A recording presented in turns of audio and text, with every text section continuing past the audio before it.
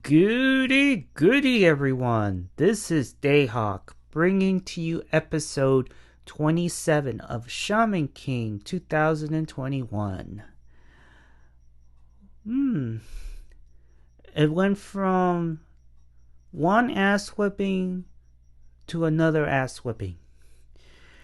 This episode it feels like the beginning of the end towards, the finale of Shaman King, because after I assume you finish watching this particular episode, that you get this feeling that we're starting to see the the beginning of the end.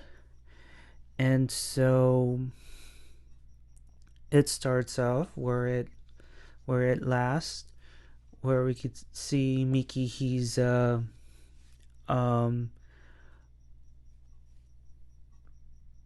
not throwing, but just slamming Ren to a beam of a bridge, and Mikihisa is asking him to surrender, but of course he will not waver, and in turn he ends up kicking Mikihisa in the face. And Mikihisa asks Ren, "Are you willing to learn this new power now?" And typical Ren, "I'm not gonna learn from you. I might as well take it." So, and you see him from the sky diving down with his new weapon and all, and it turns to black, and you see Ren all bandaged up. So you know that Mikihisa is the winner. Yeah, so he got his ass whipping good. I don't know why Ren is so stubborn, but he came to, and you see Horo and Chocolove eating barbecue. And you see Mikihisa, fishing, and Mikihisa tries to offer him some kebabs, but he just doesn't want to eat. And he asked an excellent question to Mikihisa, and he asked, why would such powerless adults leave the fate of the world to children? And that, my friends, is an excellent question. Because usually, if the world needs to be saved by any supernatural phenomenon, whatever, how come the adults don't come in and do the saving? Why leave it in the hands of teenagers and children? And this case, this thing where kids doing the rescuing, it happens a lot in stories, whether it is in books or in entertainment. And Mikihisa kind of answered it in the way of, we as adults, we reached our limit. Our limit could be age, or it could be maybe they try to learn a new technique, whatever, but it's hard for them to learn. I'm just thinking outside the box as to why. But I believe that it's maybe it has to do with limitations. Could be age, or maybe it's something that they're not destined to do. In my opinion, I know it's not set in stone. We each make our own destiny, but according to Mikihisa, as adults, we discover the ceiling, which is like our limit, of potential. And with kids, is you guys are limitless. I think once they reach a certain age, that's when the ceiling is starting to show and wear off. And I believe is figuratively is he's talking about age. I could be wrong, but hopefully you guys can comment down below and see and what's your opinion of what Mikihisa is saying. Um, the way he said it is like the only thing hanging over you is the infinite sky. Grow as strong as you need to be. So as kids, the skies is the limit. You can do anything. And Ren, he's super stubborn. He knows for a fact that there are people who are weaker than him, and definitely he knows there are people out there who are stronger than he is. He's not stupid, but he goes out of his way that he will beat these people using his own strength and not surrendering. Which is pretty noble, but at the same time, you need somebody's help in order to improve on your strength. Because as strong as he might think he is, later on, he's gonna learn the hard way, if he hasn't already with Mikihisa, that sometimes relying on your own strength may not get you the victory, and you need help in order to get past your limits, if you get my drift. And so after this speech, Horo kind of how you say this, put it on blast again that, okay, that's a great speech, but you still lost. So what are you saying? And of course Ren is like, shut up. I mean, to be fair, I mean, he's right. I mean, it's a great speech, but I mean, you need more training, dude. And so after that, Necrom and Magna shows up at the top of the bridge, and Horo and Chocolate didn't sense their presence, and they're shocked to hear that these two follow How. And Ren points out, like, didn't you sense their bloodlust in their mana? Like, can't you sense that? And before he said that, Ren assumes that it was thanks to their hobo barbecue that attracted them here, that brought them here, which is kind of funny. And so what their purpose here, like, what's their purpose is to hunt down, to get some souls to feed to the spirit of fire. And also they mentioned that they won't learn anything from Mikihisa, from this Ultra Shinji Yaketsu. So I assume it's like from a different tome, or maybe a new chapter in the book. I don't know what that is, but they assume that whatever Mikihisa is gonna at least try to teach them, it's not gonna do them any good. And so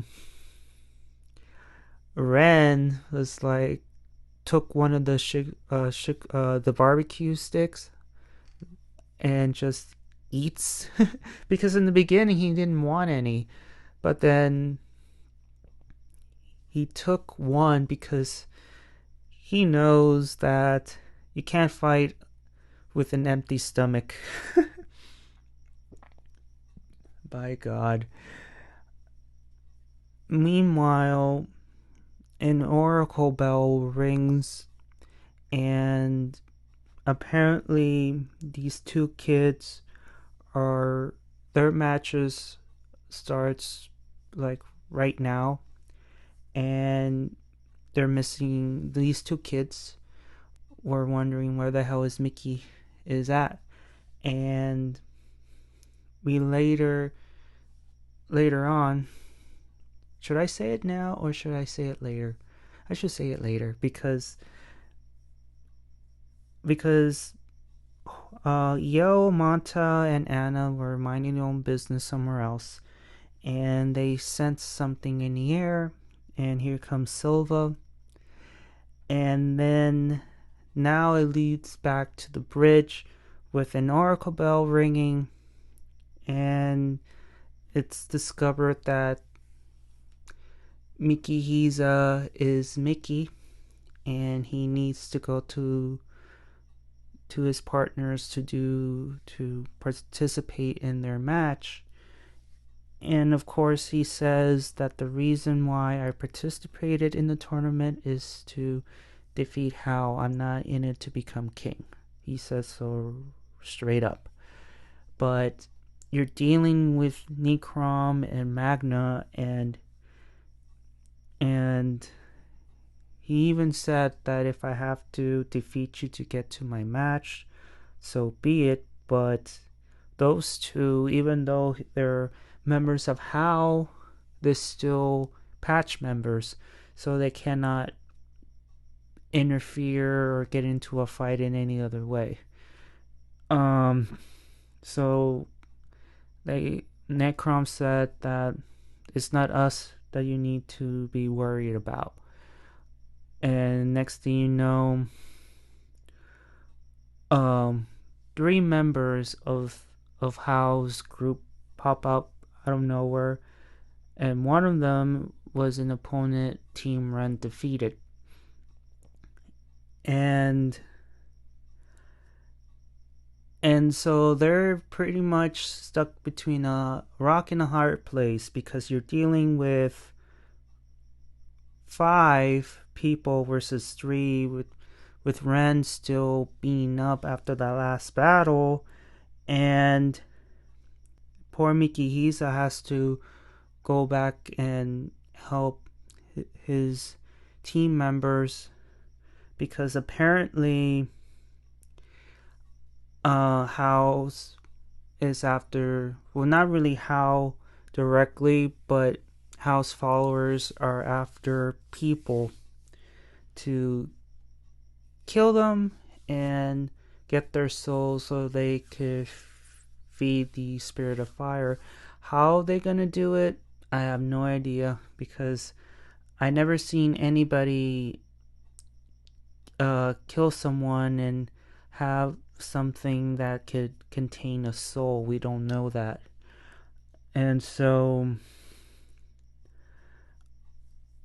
and Mikihisa finds it very sickening, because it doesn't matter, according to Magna, that if it's from a grown-up or a child. To the spirit of fire, it doesn't matter. A soul is a soul.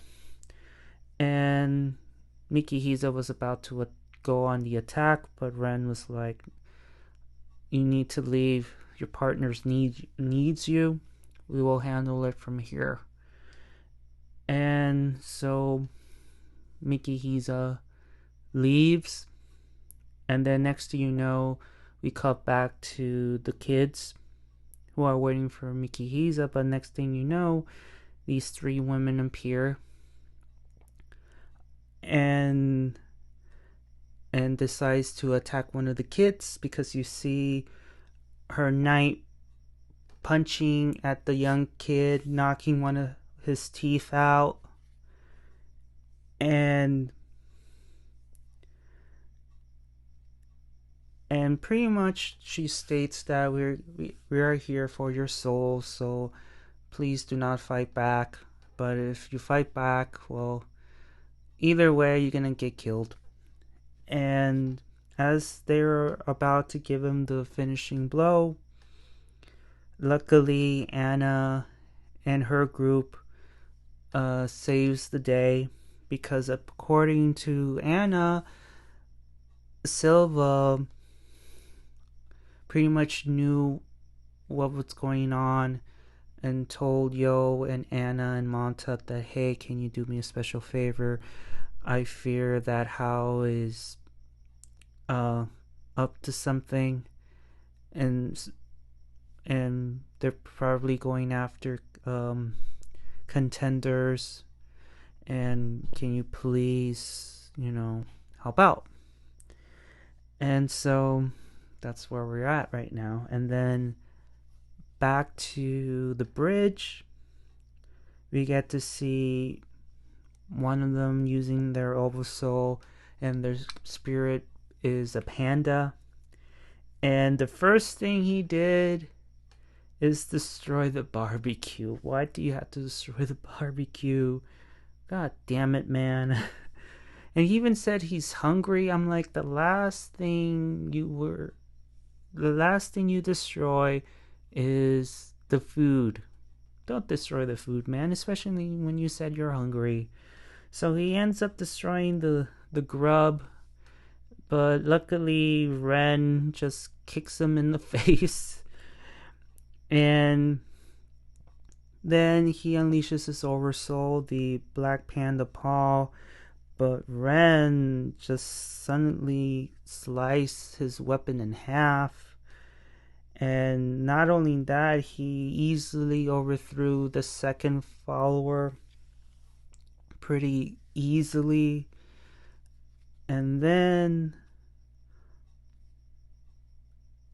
Necrom mentions that you mastered the shaman or the shamanic oracle, which is an ability that apparently Hao taught them in the very beginning. And Ren, he's a special case, because apparently he learned it through Mikihisa during his battle with him. And he and the others were pretty much impressed by him and understood why Hao wants him to be part of his group so badly. And so here's the part where everything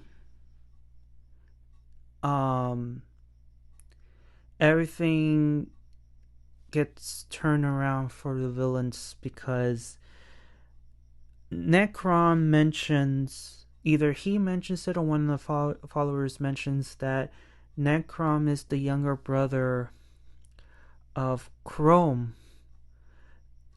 And Chrome was a patch member who was killed by Ren at the time in the very beginning. And when he heard about the news, he was stunned. And it cuts into the scene where he sees himself, or his past self, because as you can remember, Ren in his earlier days, he was a killer. And you saw in the early stages of Shaman King, where at the very end of his qualifying matches in Tokyo, you see a body there, and you see Ren towering over it, and we all assumed that he killed him. And now his past, his dark past, has come to haunt him, and it cost him because apparently Pote unleashes his new oversoul, this skeleton that appeared out of nowhere, and just stabs him through with this knife. And you could see that it's a good shot, and then next thing you know, the skeleton throws Ren away, and you see all this blood gushing out of from his chest. And so the boys were like, didn't know what to do at that point, because they're like, come on, Ren, stand up. Stop playing around here, you know. And they realized that he ain't looking so good, because you could see blood just gushing out from the back, from the front, because he got impaled pretty good. And so Horo and Choco Love fought back the best they could, but unfortunately they are overpowered, they're cornered, and luckily, thanks to Horo's and Choco Love's quick thinking, they managed to hold up a bit longer. And luckily, Horo kind of stopped the bleeding by icing his chest and his back so no blood can gush out. But unfortunately, that ice is gonna melt, and he just ran out of Furyoku, or is about to run out of his Furyoku, and it's gone to the point for them that where they're really screwed, because Ren is down. I'm guessing Horo's and Chocolove's mana is about to run out. They're overpowered by these. They're outnumbered. And there's no help coming. But, in the next episode, I believe Yo is gonna come rescue them and hopefully find a way to retreat. But yeah, things are getting really intense now, because like I said in the beginning, after watching this episode, it feels like we're seeing the beginning of the end of this show. That's just my opinion. Maybe you guys are getting a different vibe, but this is what I'm getting after watching this episode. And there's a lot of things that in this episode that I noticed, that Pote accused Team Ren of not killing him in the match, because he even says that even though you didn't beat me, because I'm still alive, and because of the decision you make, this is where we're at right now. And now right now they're at the crossroads, but we all know all those boys will survive. It's just that this episode, especially towards the end, it feels like they're the decisions they made in the past are haunting them right now. Because Pote, like I said, well, you should have killed me when you had the chance. And while I still breathe, I'm gonna hunt you down. Unless my master Hal tells me otherwise, I'm gonna hunt you down and kill ya. And now with Necrom, being the little brother of Chrome who Ren killed, because of that, he got seriously injured to the point where he's between the border of life and death. So yeah, things are getting intense right now, and with Hal's followers hunting down contestants who are still in this matchup just to feed the spirit of fire. Yeah, things are getting pretty hectic, and I'm shocked that only Silva is the one that's picking things up and not the other members, But I think their excuses is probably the will of the Great Spirit. But when is it enough for you to say enough about the Great Spirit? We have to do something. Why are the patch, except for Silva, of course he's doing something, but how come the other members are not doing anything to prevent Hao and his followers hunting other shaman, killing them, and taking their souls to the spirit of fire? That's my question. But they are using the excuse of the Great Spirit that maybe this is the will of the Great Spirit and we cannot interfere, which I find to be BS in my opinion. Anyways, this is already a long video, so I'm gonna stop it here. If I miss anything, please do comment down below. Also, do comment on what do you like about this episode, what do you hate about this episode. I want to know the whole juicy details. And please leave a like if you like it, and please subscribe, and I'll see you all on the other side of oblivion. Johnny!